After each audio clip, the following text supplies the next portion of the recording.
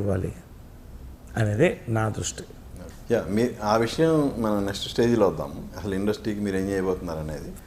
So ఇప్పుడు మీరు కృష్ణ గారు అన్నారు కదా, కృష్ణ గారు ఎప్పుడన్నా మీ ఎంటైర్ కెరీర్లో మీ మీద ఎప్పుడన్నా కోప్పడ్డారా ఏంటి?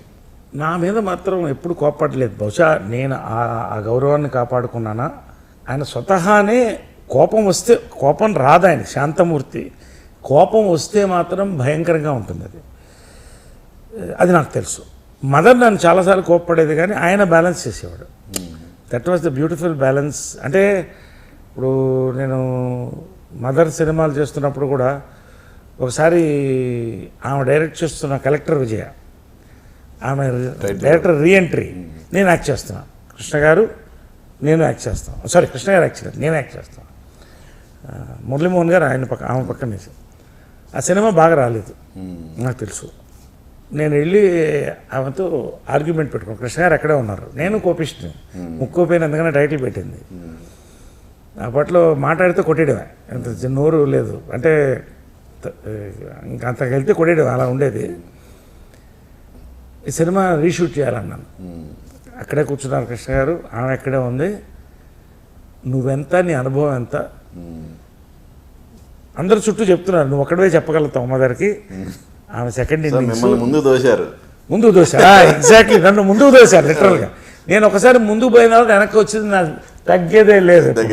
సో ఆర్గ్యుమెంట్ పెట్టుకున్నాను, నువ్వెంత, నీ అనుభవం ఎంత అంటే. నేనేం చెప్పానంటే, మీరు అవుట్డేట్ అవుతున్నారు నేను చెప్పను, నేను అప్కమింగ్లో ఉన్నాను, కొత్త ఆలోచనలు నాకు ఉన్నాయన్న.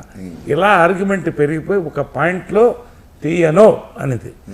పక్కన గ్లాస్ డోర్ ఉంటే పగలు కొడితే మొత్తం ఇదిగోండి ఇంకా స్టిచెస్ ఉన్నాయి, ఇంకా మొత్తం బళబళబళ రక్తం కారిపితే ఆమె షాక్ అయిపోయి కూర్చుంది. డైరెక్ట్గా హాస్పిటల్కి తీసుకెళ్ళిపోయారు నన్ను.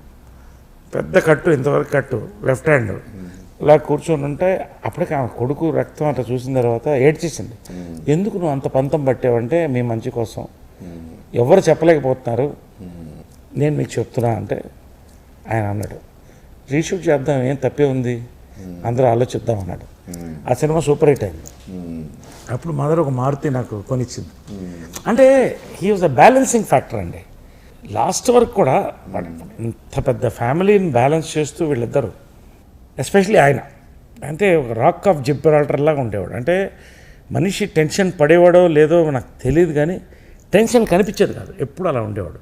విపరీతమైన లాభాలు, సూపర్ హిట్లు చూశారైనా, విపరీతమైన నష్టాలు చూశారు,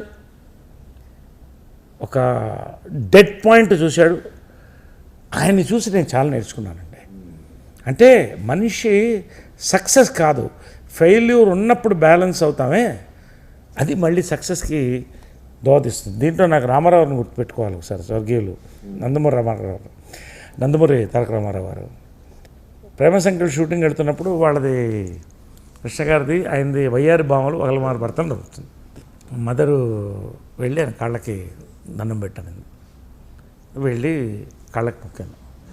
ఇలాగా పెద్ద చేయి కదా అయింది, అలా బట్టి may the failures be the stepping stones of success to you అన్నాడండి. దాని వాల్యూ అప్పుడు నాకు అర్థం కాల. నా ఫెయిల్యూర్స్ చూసి నేను సక్సెస్ చూసినప్పుడు అర్థమైంది ఎంత పెద్ద బ్లెస్సింగ్ రామారావు ఆ రోజు. సో వీళ్ళంతా కూడా గ్రేట్ పీపుల్ అండి నిజంగా. వాళ్ళ ఆ బ్లెస్సింగ్ నా లైఫ్లో ఆ చేయి తాకి ఆ బ్లెస్సింగ్ ఆ ఫెయిల్యూర్స్ నుంచి బయట తీసుకొచ్చిందేమో. మహానుభావులు. కృష్ణ గారు బ్యాలెన్సింగ్ ఫ్యాక్టర్, ఇంట్లోనే కాదు ఈవెన్ ఇండస్ట్రీలో కూడా.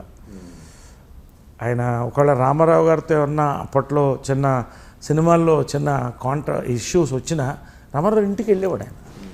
అంటే ఒక అన్నయ్యగా కలిసి మళ్ళీ కలుపుకునేవాళ్ళు, మళ్ళీ కలిసి సినిమా చేసేవాళ్ళు. మీరు చూడండి నాగేశ్వర గారితో. ఇవి చాలామందికి తెలియదు విషయాలన్నీ కూడా. హేమీలు ఒరిజినల్గా శోభన్ బాబు గారు చేయాల్సింది. ఇవన్నీ తెలియని విషయాలు చాలా, అంటే లోపలికి వెళ్ళి చెప్తున్నాను. అప్పట్లో బహుశా శోభన్ బాబు గారు కొన్ని ఫెయిల్యూర్స్లో ఉన్నారు, సమ్ ఇష్యూ నాకు అంత తెలీదు, నేను ఇంత పిల్లవాడిని. కృష్ణ వద్దు, ఇప్పుడు ఈ టైంలో మనం చేయడం కరెక్ట్ కాదు అన్నాడు ఆయన. కలిసి వీళ్ళిద్దరు చాలా క్లోజ్ ఫ్రెండ్స్, శోభన్ బాబు గారు, కృష్ణ గారు, కృష్ణరాజు గారు, ముగ్గురు కూడా చాలా క్లోజ్ ఫ్రెండ్స్. ఇప్పటికి ఫోటో ఉంటుంది అక్కడ. అప్పటికప్పుడు డెసిషన్ తీసుకుని నాగేశ్వర ఇంటికి వెళ్ళిపోయారు ఆయన. అంటే వాళ్ళ గొప్పతనం కూడా చూడండి, ఇప్పుడు ఒక హీరో నేను చేయనన్న తర్వాత వీళ్ళందరూ they set this example for industry అండి. ఒక ఫ్యామిలీగా ఉండాలని కృష్ణ గారు వెళ్ళి ఇలా అయింది, ఇది మీరు చేస్తే బాగుంటుందంటే నాగేశ్వర గారు వచ్చి హైదరాబాద్లో షూటింగ్ చేస్తారా, అప్పుడు అన్నపూర్ణ అప్పుడే ఓపెనింగ్ అడవిలో ఉండేది మొత్తం. తప్పకుండా అండి, ఇది అంతే ఉంది, హైదరాబాద్లో షూటింగ్ చేయడం అనేది మీరు ఎంకరేజ్ చేస్తున్నారు ఇండస్ట్రీని, నాగేశ్వర గారు ఎంకరేజ్ చేస్తున్నారు ఇండస్ట్రీని, కృష్ణ గారు అన్నారు. అక్కడ చేయడంలో మనకు అంతకంటే సొంతం, మన రాష్ట్రం మనం చేద్దామని ఆ మాటల్లో హైదరాబాద్ షిఫ్ట్ అయింది షూటింగ్. నేను భాగ్యనగర్ స్టూడియోలో అందరూ ఉండేవాళ్ళు, ప్రొడక్షన్ అంతా. అన్నపూర్ణలో సెట్స్ 2 ఫ్లోర్లు ఉన్నాయి అప్పుడు. సూపర్ డూపర్ హిట్ అయింది హేమాయామిలో. అంటే చూడండి, నేను ఎందుకు ఇవన్నీ చెప్తున్నానంటే, నేను కేవలం ఒక్క కృష్ణ గారి గురించి కాదు, నాగేశ్వర్, రామారావు వీళ్ళంతా కూడా స్పోర్టివ్ పీపుల్ అండి. ఆ లోపల కుట్ర కుతంత్రాలు ఏం ఉండేది కాదు. ఇప్పుడు అప్పట్లో ఉన్నది 3 4, ఎంత కాంపిటీషన్ ఉండాలి, ఆ కాంపిటీషన్ తెర మీద ఉండేది కానీ తెర వెనక ఉండేది కాదు. అది క్రమేణా తగ్గుతూ వస్తుంది. అది ఒక్కటే నాకు బాధగా ఉంది, బట్ తప్పదు, హోల్ వరల్డ్ ఇస్ చేంజింగ్. అంటే ఈ వాతావరణంలో నేను పెరిగానని చెప్తున్నాను. నేను వీళ్ళందరినీ చూసి టైంకి, ఆ టైంలో ఎక్కడ ఉండేవాళ్ళు కానీ షూటింగ్ 9 అంటే 8:45 విత్ మేకప్ నాగేశ్వరరావు వచ్చేవాళ్ళు. నా బాగా కొంచెం పిల్లలు అలా చూస్తుండేవాడిని. కృష్ణ గారు వచ్చేవాళ్ళు. ఇలాగా అంతా ఈ ఇండస్ట్రీ చూసి పెరిగాను నేను.